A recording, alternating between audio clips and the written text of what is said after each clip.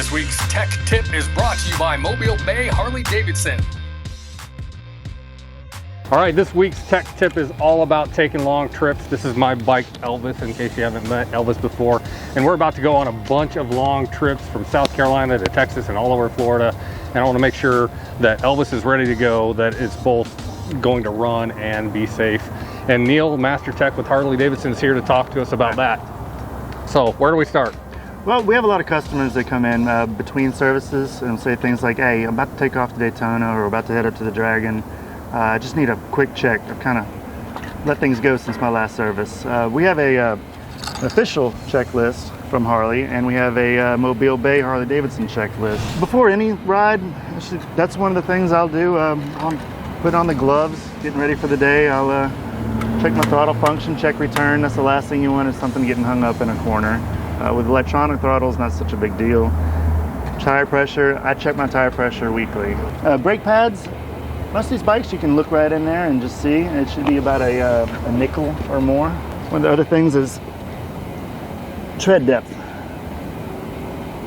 Definitely want to get a kind of a finger in there. If it's smooth like a drag slick, I wouldn't take off just yet. If you have an engine light that's staying on, that'd be something to get checked out.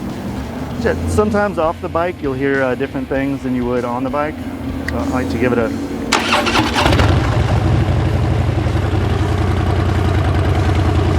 Already I can tell something you've been missing.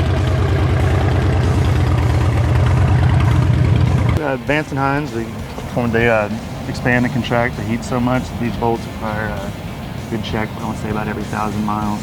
I'm going to go ahead and throw a leg over it real quick. All right.